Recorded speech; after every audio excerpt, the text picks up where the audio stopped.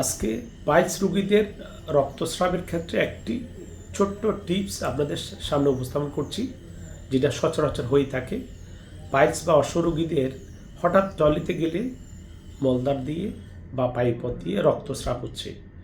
তাৎক্ষণিক আপনি চাইলেই ডাক্তার দেখাতে পারছেন না। এই ক্ষেত্রে দ্রুত রক্তস্রাব বন্ধ করার জন্য আপনি হাতের কাছে একটি টিপস আমি বলে দিচ্ছি, যেটা ব্যবহারে তাৎক্ষণিকভাবে আপনার রক্ত পড়াটা থেমে যাবে, অথবা রক্ত পড়ার ক্ষেত্রে সময়টা একটু লিঙ্গার হবে।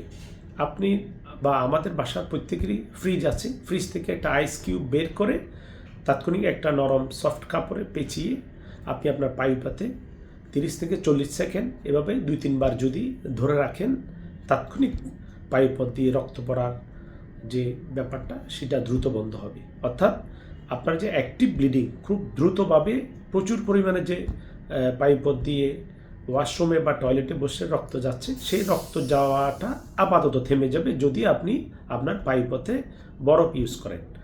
বরফ আমাদেরকে পাইপথ দিয়ে রক্ত পড়ার ক্ষেত্রে দ্রুত প্রাথমিক চিকিৎসা হিসেবে অথবা একজন অভিজ্ঞ চিকিৎসকের কাছে না যাওয়া পর্যন্ত আপনি যদি নিয়মিত বরফ ব্যবহার করেন, তাহলে আপনার পাইপথ দিয়ে রক্ত পড়াটা সাময়িকভাবে থামবে। ধন্যবাদ।